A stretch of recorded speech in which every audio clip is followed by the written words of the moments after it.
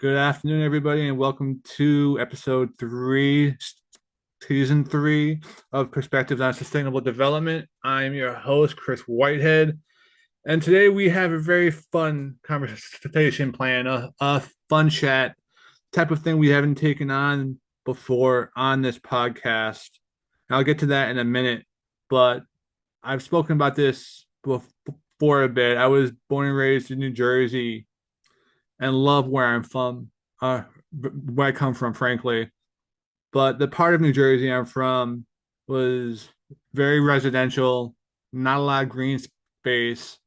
Lived in a townhouse complex essentially growing up. So I'm gonna date myself a little bit when I bring up this part, but I'm of the age where my mom would say, "Okay, go out and play, come back when it's time to eat," and I'd be climbing up trees, playing baseball with friends of mine, playing football, whatever I could just to stay outside as long as I possibly could. I always felt a connection to the environment, and I think over the years have learned a lot from that time. A couple of years, I think 2 summers or so, I was fortunate enough through a family friend to be able to attend 4-H camp and do actual outdoor education, learn archery, swim in a river, tire swing stuff. Like it's almost a Norman Rockwell type of American heritage, learning the outdoors and learning honestly a lot of life lessons that serve me still to this date. But I didn't know at the time that it would impact the field I chose as much as that time actually did. Um, I was able to spend, I think it was a week and a half or so, talking about environmental impact. They didn't phrase it like that, of course, at the time, but that's what it was. And do things like tour a landfill and talk about sustainability and things that early on, because it was probably, I don't know, 10 or 11 at the time, maybe a touch older, really, really impacted my life. And it's perhaps because I've gotten into education and actually teaching now, these educational programs and topics um, are very, very important to me. And when I find ones that are doing it right and doing good work that should be supported, I want to do what I can to support those programs. And we're going to be speaking today to two folks who are heavily involved with the New Jersey School Conservation, which is basically the opposite side of the state to where I am now. I'm in the southwest portion, the Burlington area, just outside Philadelphia, and this is up in the northwest in Stokes State Forest, but absolutely gorgeous area. Jersey was called the Garden State originally for a reason. There's still many beautiful areas of the state untouched by development that you can frankly just escape into nature and take that opportunity to learn and just allow yourself some peace, frankly. So with that, I'll stop talking. And I'm very excited today to introduce Kerry Pflugh, who actually heads up the program, and Dennis Toft, who's I believe on the board of directors and has been a friend of mine for a few years. So if you can both come on, please.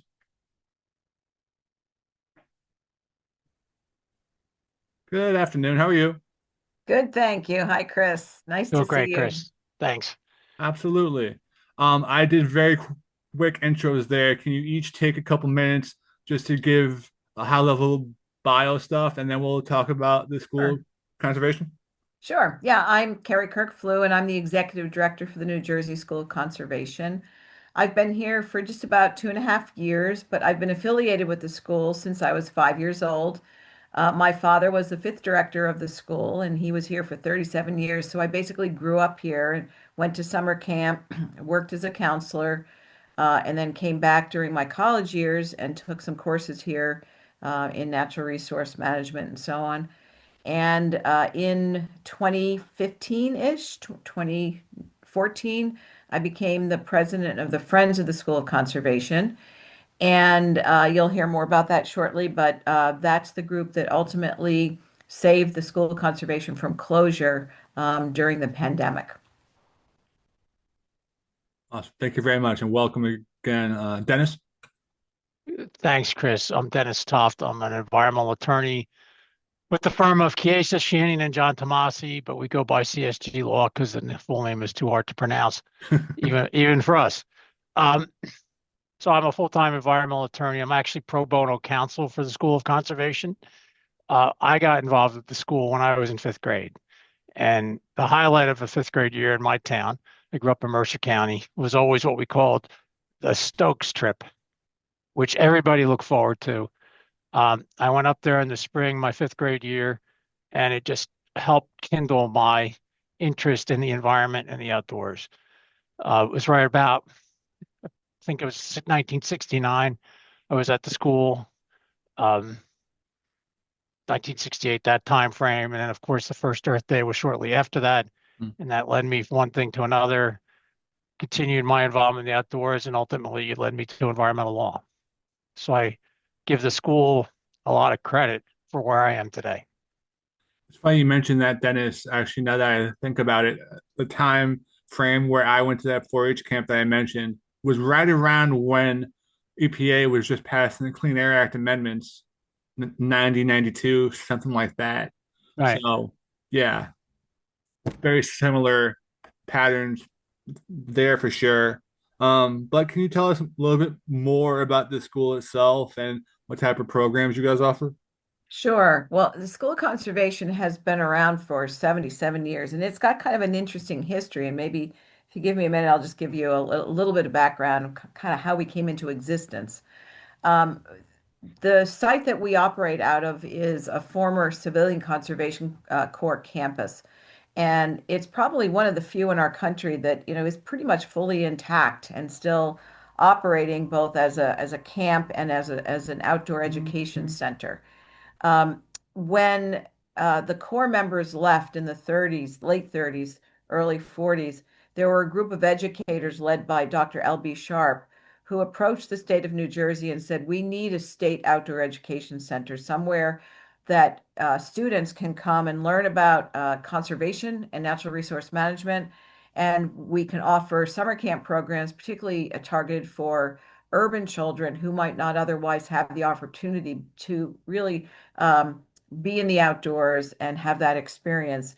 And so, after about 4 or 5 years, the governor approved the site becoming the state's outdoor center. And then in 1981, it was put into statute that the School of Conservation would be the outdoor education center for the state, and it went under the management of Montclair State at the time.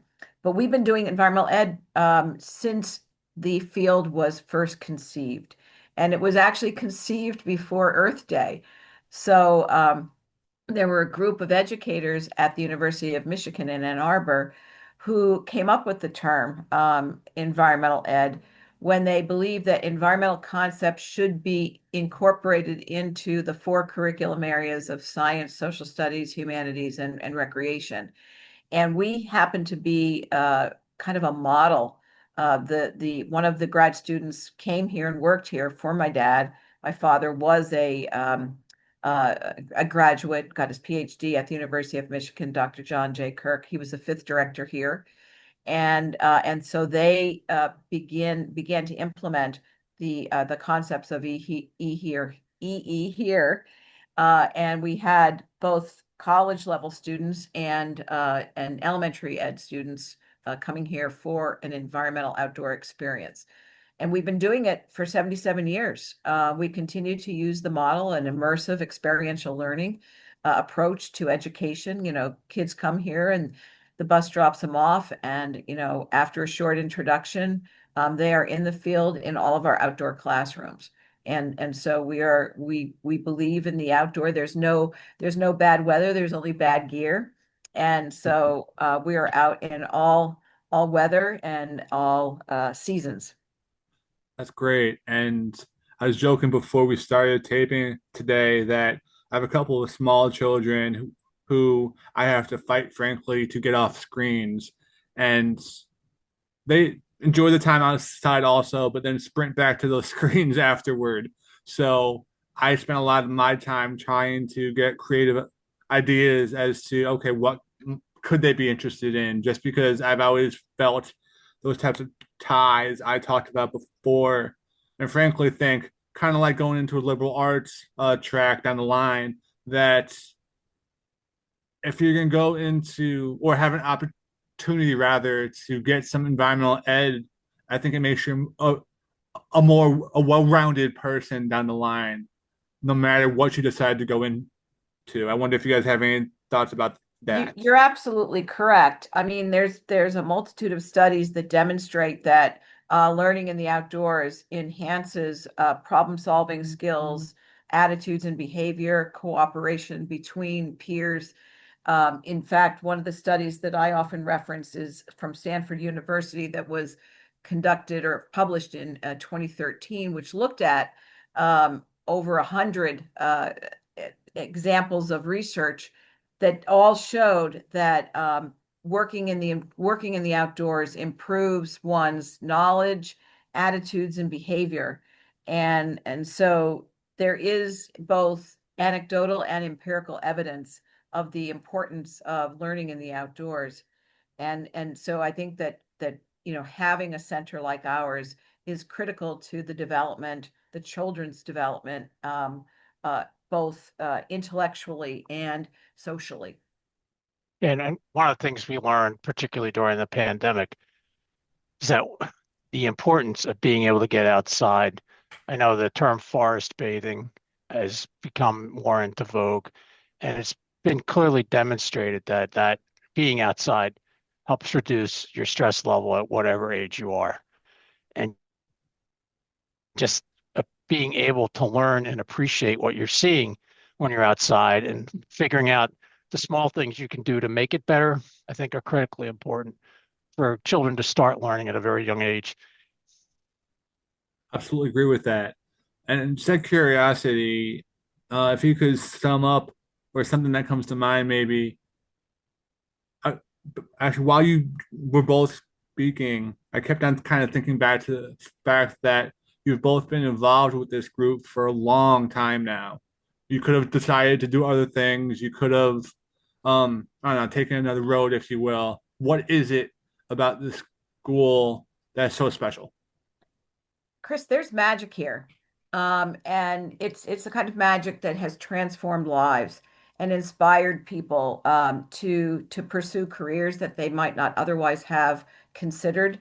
Um, it's changed the direction of people's, approach to problem solving. I mean, I see it here all the time when the students are here.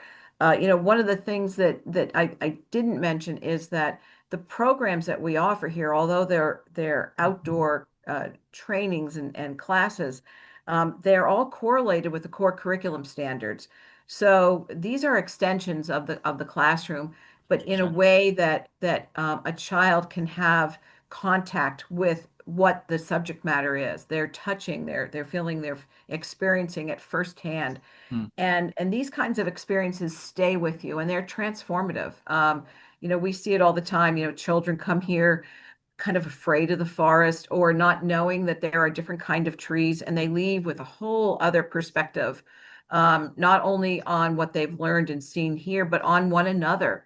And so I think something like this, it sticks with you. I mean, I can vividly remember being 5 years old and moving here, and my mother sending me out like your mom did at 5 years old into the middle of the forest. And I stepped out for the first time and I saw the green, and I felt like I was in paradise, and it hasn't changed. Every day I come to work here, I know that I'm coming with an important purpose, that I'm giving something and providing a space for children to come to where they can learn about the earth and one another, how to get along, and how to make the world a better place. I think that's great. And there's something I think to the juxtaposition of being in the country's most densely populated state and still being able to drive half an hour, hour and a half, and almost be like you're in another world, Yes. frankly. Yeah, absolutely. And it we need to appreciate what we have in New Jersey and the great resources we have here. And the School of Conservation is an underappreciated resource. And hopefully with this podcast, more people will understand it and appreciate it. I well, that's definitely the hope, but I wanted to switch a little bit too to think about things from the children's perspectives themselves. Just wondering if there's any um, common questions or common feedback you get from them as to what they're most interested in, or just as an example, I spent a lot of time talking about climate change programs. I expect 30 years ago, that's not a topic that was coming up very much, but might be more now. So I guess what I'm asking is, do those types of conversations happen, and has the topic changed over time? So I think the emphasis maybe has shifted. Hmm. But all of the programs that we've offered here have always talked about the kind of interaction of man with the natural world, of people with the natural world, and our impact both indirectly and directly. So do we have climate change classes? We absolutely do. It's a requirement for our schools now. And so we have several classes that we offer. One of them that I so enjoy is when the students go out and they're learning about heat, and they're doing heat measurements of rocks, of a side of a building, and determining, kind of like what a heat island might be, and how impactful that might be. Sure. Um, we also do simple things like, or traditional things, not simple, traditional projects and classes, like our kind of early settler life program that includes metalsmithing, and they learn about blacksmithing and metalsmithing and the impacts on air quality. How was this impacting our environment at that time, and what are we doing now that's different? So there's that kind of discussion that happens while they get to make something, in their blacksmithing class. So we take the climate concepts, and we have that discussion in as we introduce topics to our students. But it's not so much the students who before they come here are asking about climate. It's more the teachers, Hmm. because it is part of the core curriculum standards. It's how are you integrating climate concepts into existing programs, and that's kind of how we do it. Like I said, we do have separate climate-oriented classes, but all of our classes have some sort of discussion about the earth and the world, and air quality, and in the impact of humans on our natural world, and what we can do to manage that and live cooperatively, with our natural environment. Absolutely, very, very important topic. And also made me think too that because the site has been there as long as it has, perhaps it's even a good case study for the impacts of climate change over time. Like hypothetically, if you show a photo of the same spot each year over 30, 40, 50 years, there's going to be a lot of changes, and not all are good, but all should be talked about, I think, to inform our choices for how we go forward next, and um, be as mindful as we can about the impacts we're having. I think absolutely you're right. And what's interesting, and this is a good segue into the other areas of programming that we offer. We do teacher professional development. We have a research consortium. We do community organization programming and public programming. And part of our research, I'll start with that, is that we have a consortium of universities and colleges from all over the state who have signed a charter and are part of our network. And one of the topics is sort of the impact of climate on the forest. And so people are doing some studies on that. What's really great about the consortium is that professors from these different academic institutions are able to conduct some field study on their own, or bring their students here for their college, kind of research requirements. And there's also intern opportunities for the students from the colleges. So we have a strong connection with our academic community as well. We've also been the recipient of a grant from the Department of Education through Ramapo College um, that has helped support our teacher professional development. That's a third area of programming that we offer. And this has been a very successful and helpful way to kind of put the school conservation back on the map. Many of our teachers that we're now interacting with post the pandemic are new and haven't been to the school before. And the teacher professional development classes on climate change have really helped introduce the school to a new generation of teachers and a new crop of schools. So that has really helped develop a new client base, and we're finding schools coming back now as a result of being exposed early on through this grant. And then our community organizations, this is an expansion of our program to invite other organizations to use the campus for retreats, for team building, for programming that we offer. And we also do public programming, which is again another area that we've expanded into to invite families to come with their children out of a school environment to enjoy some of the activities that we and classes that we offer here. That is really impressive, especially the range of things you offer. Also, so that it sounds like a lot has been done, a lot and a lot of resiliency has been built up in a relatively small amount of time because, as you were telling me before, you really had to come back from the brink after the pandemic hit, right? Yes. Dennis, do you want to talk about it? Or I mean, I can certainly jump in. Sure. I mean, so my late in life involvement with the School of Conservation happened because one day I was reading New Jersey Spotlight, and there was an article that Tom Johnson put in talking about Montclair State's decision to pull the plug on the School of Conservation. And the article quoted Kerry about how terrible it would be.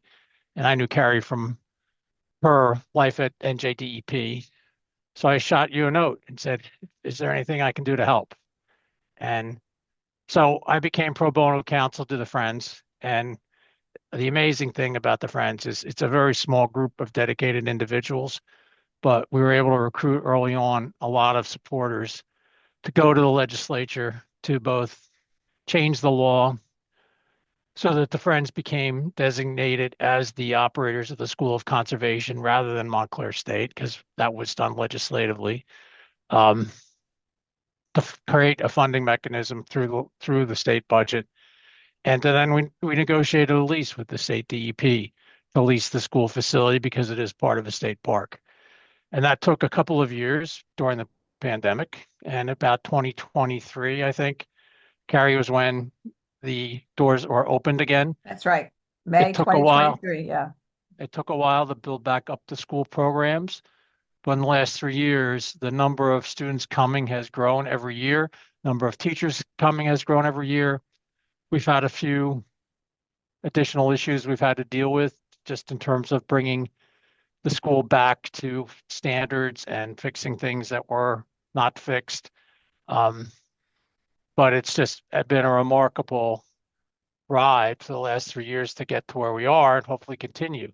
The other interesting thing that occurred is representatives of the business community also got involved with the school because it's one place where, regardless of what side you perceive to be on environmental issues, whether you're a non-governmental organization or a business, everybody can agree that environmental education is critically important for everyone to have.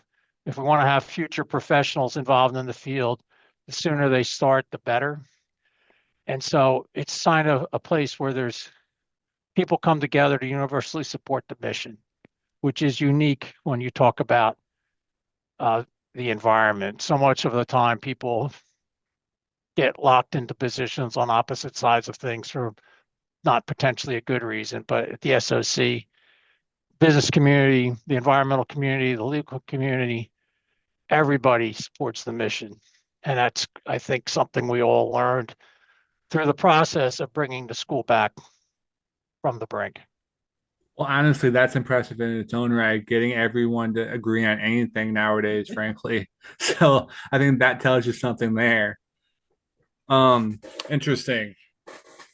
Being funded largely through the states, I'm sure also probably has challenges.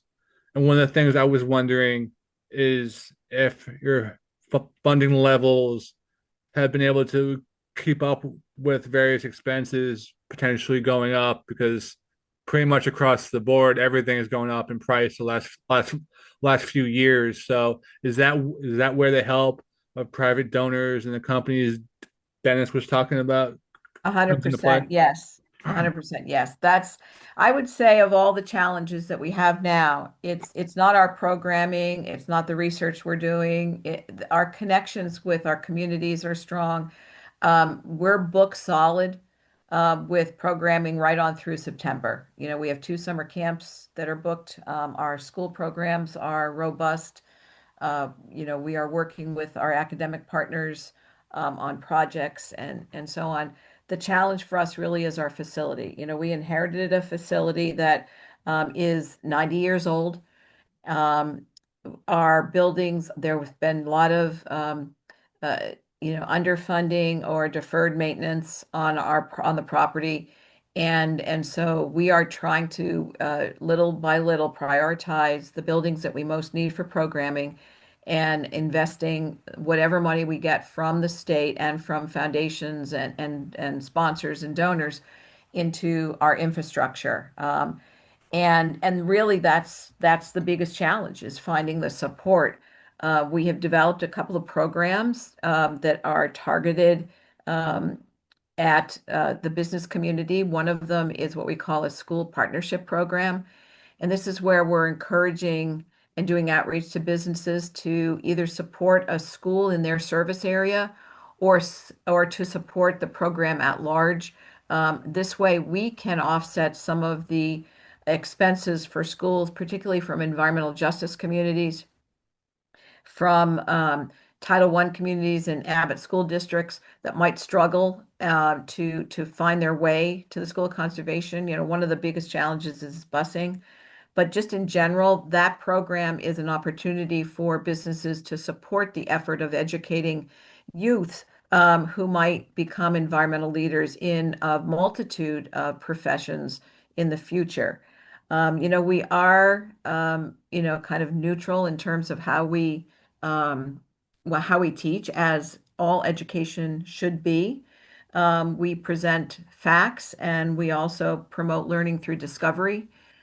So the children come to their own kind of conclusions when facts and information are provided. We encourage, you know, thinking, logical thinking, and so it's an opportunity, as Dennis said, for businesses or individuals, regardless of background or political affiliations, to support the school and to support the effort of education, because there is nothing more important than educating our youth. They are our greatest natural resource, and I think that the more we can invest in opportunities for children to learn and to discover, the healthier our society will be. And so that's why we're so passionate here and feel that there's a role for the business community. And it's a beautiful place, and we would welcome businesses to come here for their own retreats, for their own team building, for their own opportunities for networking and education. You know, we're here for them as well. And so it's not just schools; it's also the business and corporate community. We're working with foundations and the wealth community as well, looking for support. And, we've been here officially for about 2.5 years. It takes time to build those relationships, and we're working very hard to do that. Sounds like And you have a lot going on, and this might be difficult to answer, but just hypothetically, I'm a 12-year-old, 13-year-old kid getting off the bus, coming to your camp for the first time. What's my day gonna look like potentially? Well, they're going to be greeted with smiles. Our education team lines up on the roadside where they pull in. We greet them. We have them put their backpacks and whatever they bring with them down in one of our buildings, and we immediately go over to what's called Piney Point. It's our gathering area, and we do orientation. And this is where we introduce ourselves, talk a little bit about the campus and where they are, and what they might experience during their time. Children come here for either a day trip or a multi-day trip. So there, we have a full commercial kitchen, so we're able to feed our children. We have lots of 12 cabins and a dormitory. So there's plenty of space to stay overnight. And so it's a wonderful, as Dennis called it, the Stokes experience. These are things that the children are offered at their school and look forward to as they grow. Usually it's the sixth grade that comes. So as they Okay. grow into the sixth grade, it's something that they look forward to. Dennis?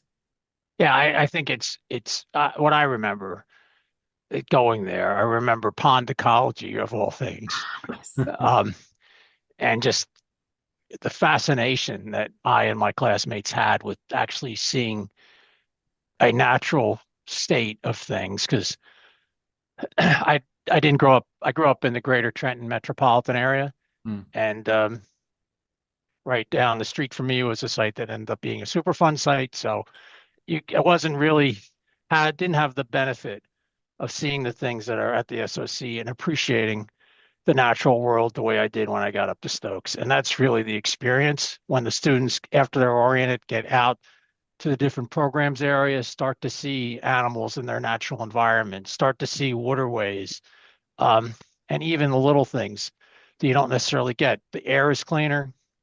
And to me, the other thing is you can actually see the stars at night when you're away from the light pollution of much of the state. It's a big And one. that is just awe-inspiring. It really is. I walk through the campus and watch the students while they're in their classes, while they're being educated. And Dennis, you painted the picture so lovely. Seeing them, in the water, in waders, turning over rocks to check out the macroinvertebrates and learning about what those little critters tell us about water quality. Last month, we had the benefit of having a winter, right? A good winter. Everyone maybe not like the winter, but we had a good winter up here, and our lake froze for the second year in a row. And so we were able to offer ice fishing as part of our fish ecology program to students who had never walked on frozen water before and never caught a fish. And so they're pulling, these big bass and sunnies out of the lake through the holes from ice fishing, and it was extraordinary to see the thrill on their face. We're out now doing maple sugaring, which is a time of year when the temperature differential between above freezing and below freezing is perfect. Mm. And so the sap is running, and the students get to see, as part of their forest ecology programs, they get to see how sap is produced and get to taste what real maple sugar tastes like when maple syrup tastes like when we do the tapping. And so it's just it's fun and it's learning, and it also we make connections to their home lives as well, so that they understand how we're all connected. I think that's great. And you kind of touched on this a little bit before, but a lot of the areas in New Jersey, and I do a lot of environmental justice impact statement work. So it's looking at stressors in these overburdened areas. And one of the things that they go into at depth is lack of green space. Mm. And a lot of these areas have almost none or have to share with far too many people or essentially have little plots of grass. And um, I just keep thinking about the children in the areas who might not have the types of opportunities we're talking about here and how it could be beneficial to them to have access to Stokes or other comparable parks and camps who offer the same type of things. But and that's what I think the business community can help us with, right, Dennis? Our Yeah, school I mean, partnership program. a school partnership, look, we'll take money for anything they want to give us money for. But the unique thing about the school partnership program is it allows a business to support the area where they may be operating. Yeah. And so they can partner with the school, they can get the benefit of showing support for the local folks while at the same time supporting the School of Conservation. So it's a unique way of doing it. I think if there are businesses that have supplies, building supplies, other things, um, in-kind contributions are also welcomed. If we have businesses, electrical contractors, things like that, who want to help us rewire the campus, that would certainly be welcome. There are Yes. lots of creative ways that businesses can help the school keep it running, make it better, and provide these opportunities for the next generation to really appreciate our planet and what it means to keep it the way it should be. And that's something we would encourage everybody. And I know Carrie's willing to welcome anybody to school at any time who wants to go visit, and it's truly worth the drive. Absolutely. I'd love to show anyone around, Dennis. We actually posted a new page on our website, and you can go to our website at njsoc.org. And there is a page now about supporting our capital projects. We've prioritized about four or five of them, and it gives the details of what is needed for us to restore some of our key buildings that we need for program. And so that's another way that you can support. You can become a sustaining donor, or you can just call me and say, "How can I help?" And I will be happy to tell you what kind of support you can provide. But as Dennis was saying, there are lots of opportunities for the business community to be here, and I would welcome the opportunity to introduce you to the school, give you a tour, let you see our facilities, as well as experience the children when they're here in their classes. And I can say, I mean, Carrie mentioned before the idea of corporate retreats. Hmm. The chef at the school could be running a five-star restaurant. He is amazing. And that's worth the drive just to maybe get lunch up there. No, that's a great point. I was wondering though too, because we've uh, talked about potential financial support quite a bit, and definitely want to go that route, and that's interesting. But also wondered how much of this is just also getting the word out generally about the school being an option for folks, or like I'll be honest, before we started planning this podcast, I had no idea it actually existed. Well, I think that you raise a valid point. I mean, I think one of the reasons that we have expanded our programming reach from beyond schools and academic institutions is because we've recognized that in today's world, places like this should be offered to the broader community because we wanted the public to come here and experience it in the same way that students would. One of the programs was recently run by the school and is going to be run again, was a women's wellness retreat weekend. And that's the type of thing that you have the benefit of having wonderful instructors in a area where the forest bathing actually happens. And it's just an incredible. I wish they did a men's wellness retreat, Carrie. I'm just laying that We're out we're there. we're going to do something. We're going to do something. Nice. I also want to develop a kind of the lost art of campcraft skills, learning how to be survive and function in an outdoor setting, backpacking and camping and that sort of thing, fire That sounds building. fun. Yeah. But yes, we're doing adult programming as well, and these are ways for the public to sort of participate in some of the classes that we would be otherwise teaching to children. But you said marketing. We recently completed a business plan that includes some ideas on how to further market our program. We are now members of the Sussex County Chamber of Commerce. I work with NIOP. I'm reaching out to a CIANJ. We're members of that organization. So we're beginning to spread our wings a little bit into areas that we have not historically been involved in. And so I'm just starting the relationship building with the business community. I'm hoping that that they'll feel that they are welcomed here and can use our space for any programming that they might be interested in as well. Absolutely. Dennis, I have a question I have to ask you, and you're gonna have to toss your lawyer hat on for a minute for this one. Would supporting New Jersey school conservation under right circumstances potentially be considered a SEP or supplemental environmental project? Yeah, that's a good question, Chris. And I think there certainly could be circumstances where that would be the case, particularly when it comes to some of the capital improvements that are needed, where you can go and spend money improving the environment, which is what a supplemental environmental projects are intended to do. We have needs coming up. We have a lake that needs to be dredged. We have a dam that needs to be fixed.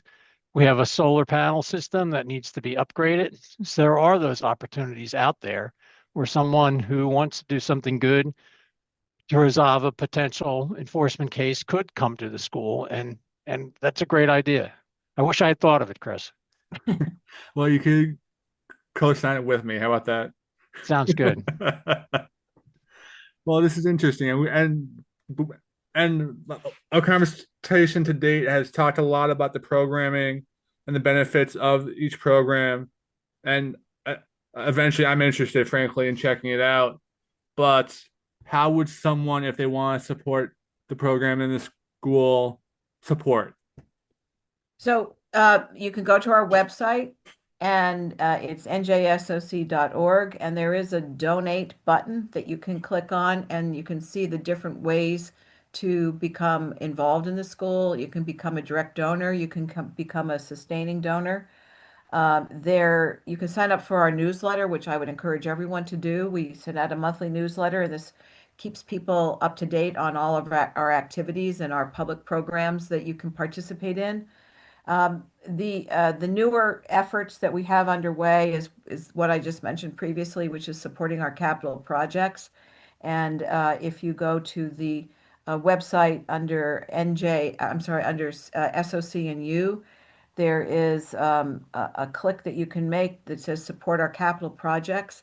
And that describes some of the different projects that we are working on. And as Dennis pointed out, donations of materials are always accepted in addition to a direct donation. If, adopting a building even is something a business wants to do, that's something that we could talk about.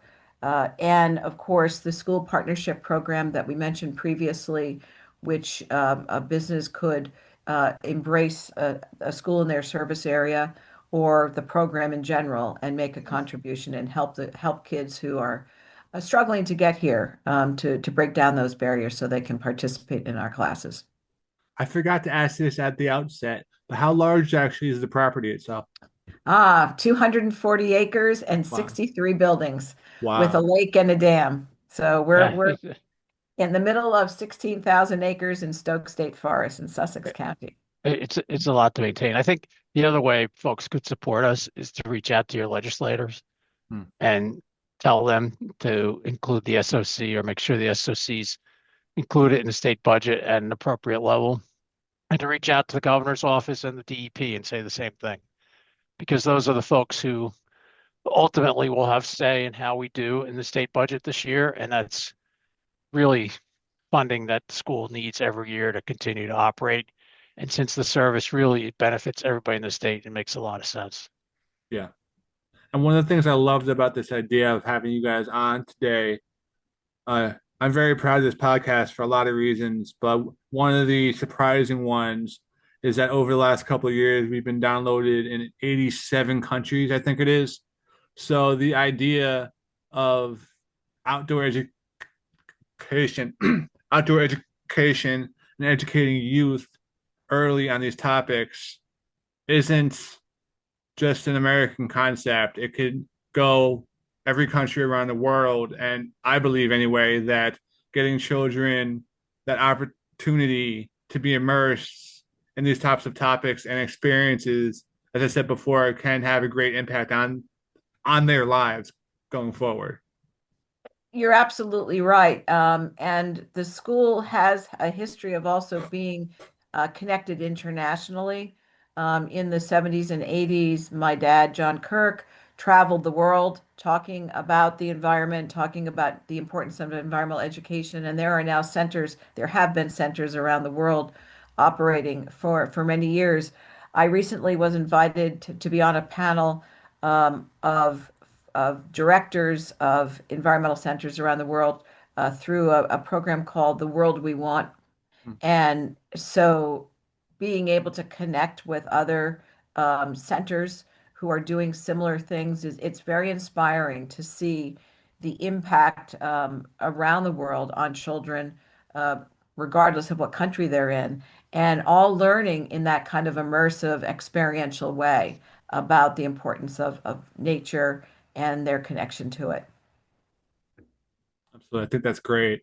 We're starting to run up on time a little bit here, and I've definitely enjoyed this conversation. I wanted to offer you guys both the opportunity to give final thoughts, anything you still you want to mention that you hadn't to this point.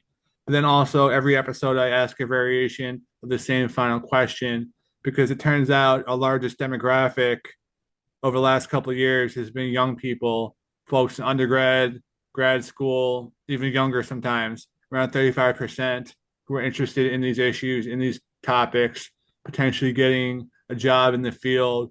So if you can also speak to them directly, what exactly would you say? I would say choose a field of study that will take you into the environment. I had a beautiful and fulfilling career, 35-year career at the Department of Environmental Protection when I retired. I became the executive director of this beautiful institution here, the School of Conservation. So there are wonderful careers and opportunities to have a life that is devoted to environment in either engineering, in science, in policy, in education, and so taking the opportunity to have an environmental education experience as a child, I think can really help inspire a young person to find a pathway that's consistent with their interest, but also gives them an outlook on life that is one of, I think, respect for life and also understanding their place in the world. So there are definitely wonderful opportunities in the environmental field, and I would encourage young people to take a look at that when they're thinking about the future. I agree completely. And I think for younger folks, if they get a chance to go to the SOC, that's a great start. If they don't, um, and they're encouraged, ask, hey, why not? Why isn't our school going there? But beyond that, put down the video game controller, go outside, take a walk, look around you, see what's there. You know, join the scouts. I spent a lot of time with the scouts and learn things like leave no trace. You know, you're walking outside, pick up the litter you see on the street, Yeah. start small, right? Think about whether you need to drive someplace or if you can walk or ride your bike, right? It's the small things that get us started. In terms of environmental careers, stay focused on science. It's not as easy, right? Pay attention in your biology classes, in your science classes. And when you go on to your next level, there are certainly enough majors out there in environmental science, in sustainability, in other things that are related that can lead you to a path where you can get involved in the environment. And if you're really crazy, then go to law school and become an environmental lawyer. Uh, because we need more environmental lawyers. It's a field that um, was very, very popular in the 80s when I started, but certainly the interest in it has waned. And we need more environmental lawyers. We need environmental lawyers to help people build things in a good way and to prevent people from building things that shouldn't be built and Yeah. to get the earth cleaned up. Um, I have the pleasure now of teaching a class at Ramapo, and one of the themes of the class starts out with the old line from the Pogo comic strip: "We have met the enemy, and he is us." Yep. And that's more people realize that, the more we realize we have to take care of the earth in a better way. And my students are all very much interested in that. And it's great to see people at that age who want to make the world better. And that's really, when you feel that way from the start, you can do a lot of good things. I Totally absolutely agree. agree with that. Definitely, Dennis. And I think I told you this story before, but I started my Rutgers um, track, I'll call it, just a couple months ago, teaching a course I put together. And I was told because it's a new course to expect 10, 15 kids maybe. So, okay, great. I ended up getting 40. And all almost all really, really encouraged and really into all these types of topics. So that really keeps me going, frankly, and impresses me that the coming generation cares about this stuff as much as they actually do. Yeah, another thing I'd mentioned, Chris, for kids that are interested in it, go on YouTube. There are a lot of good environmental documentaries. There's a great one, a PBS documentary on Rachel Carson. Yeah, There's a great PBS documentary on Canal. It really gives people the background and an understanding of how we got to where we are because of not paying attention to the unintended consequences of our actions. absolutely. And also, I think important to remember it's true that those glaring examples are mostly gone now, but there's still a number of hot spots and areas we have to work up. Like for those who don't know, Dennis's specialty is brownfields, and he was going to originally come on this podcast to talk about that. But I'm happy we did this one instead, and maybe in the future we'll do brownfields. But there's lots of areas around the country and around the world, frankly, that still need attention and smart planning to go forward. And as Dennis, I think, alluded to there, just do things a better way because that's something I think all of us should be striving for to have that continuous improvement, challenge ourselves a little bit, and just put smart projects out there instead of just this same old thing because that's how we've done it in the past. Exactly. Yeah, and the best way to get there is starting young, and continuing through with an environmental education program like we have at the New Jersey School of Conservation.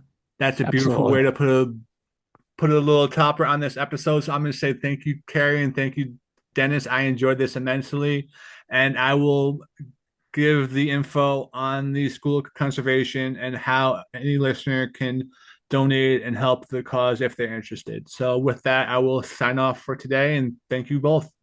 Thank you, Thank you Chris. very much, Chris.